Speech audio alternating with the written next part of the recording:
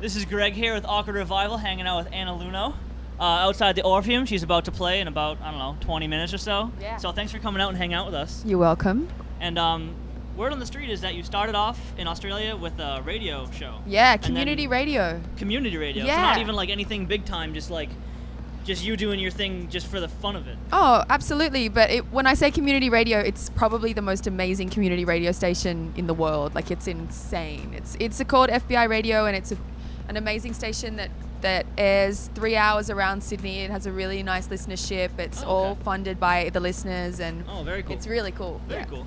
And how did you then transition into being a musician artist? Well, first of all, I was a DJ first. So I started DJing, and then I had my radio show, but then I took DJing much more seriously after I had the radio show. Mm-hmm. And then from there, I started producing and singing on my own songs. But before then, as a teenager, I was writing songs and singing and doing lots of musical stuff as well. So. Right. So it's always been in the background. It just took a little bit to kind of break through as far as from radio to DJ? Yeah, and I think it's all a journey. Each step of the way, it wasn't like I thought I was going somewhere else. It was like I wanted to do that thing. So I was so happy being a radio host, and then I was so happy being a DJ, and then, I just kept moving through, doing what I was passionate about, and here we are in Boston. And were you involved in music because your father is a bass player?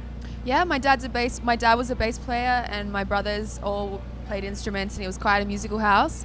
But yeah. No chance of like a musical family kind of traveling act type, like the Jackson 5 of Australia or anything? Or? Not that serious, but I will say that my dad is still he still wants to write music, and he's still got these songs in his head that he tells me about. He's like, he calls me sometimes, and he'll have thought of a bass line, and he's like, I'm going to record it for you and send it to you. Yeah, it's cute. He's like, one of these days I'm going to get a week and come and hang out with you, and we're going to write some songs. Awesome. I'm like, all right, Dad, but I kind of feel like it'll never happen, but I hope it does. It'd be really Dad, cool to feature do your it. dad. Get it going on, Dad. Yeah. Anna Lunoe featuring Dad.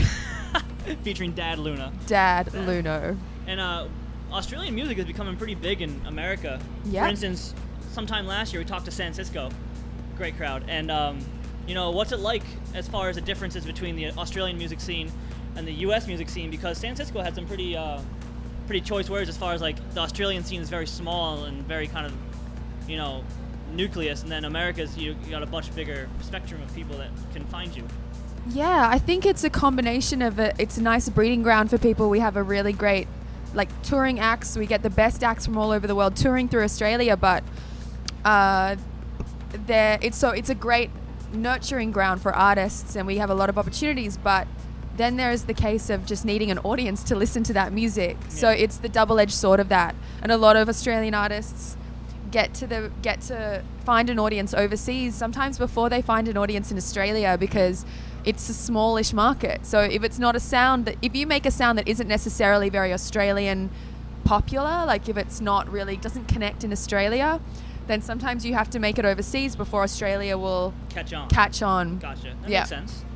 And speaking of catching on, is your sound very Australian? Because recently you just released that single "Breathe."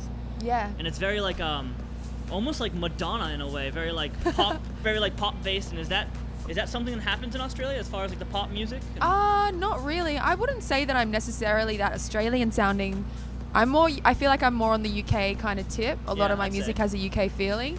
But having said that, the Australian sound that's popularized is usually a very dreamy, positive sound, whether that's on the flume end, around, more of the hip hop flume kind of ambient stuff, or whether it's, Bag Raiders or Cut Copy, which is more this new disco sound. That's sort of considered an Australian sound as well. Right.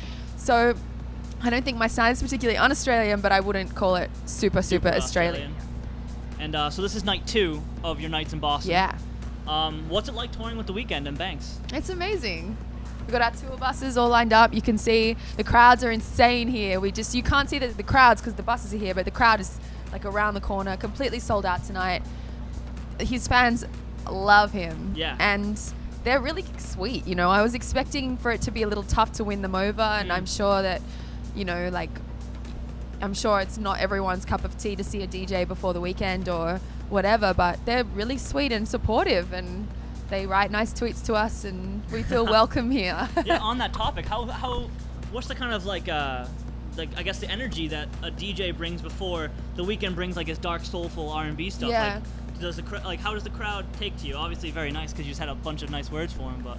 Yeah, I think it's like a lot of the venues are seated, so it's not that they're expecting me to start the party. The way that I look at the set is just more setting the mood and getting people a bit warmed up, and you know, it's not an Anna Lunoe show, it's a Weeknd show, and I'm just trying to make it a bit more fun for everyone. You know, that's all I can really do, and just get them, you know, a little warmed up and ready for the night rather than just going straight in cold to a band. True. It's kind of nice. I think it's nice just to have like an empty stage but still have music, just to kind of like wean you into the idea of a show. Totally. As opposed to someone coming up and jumping around and stuff like that. Yeah. But, so I know you got to run because we're pretty close. Yeah. So, yeah.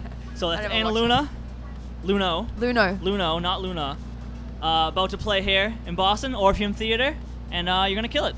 Thanks for having me.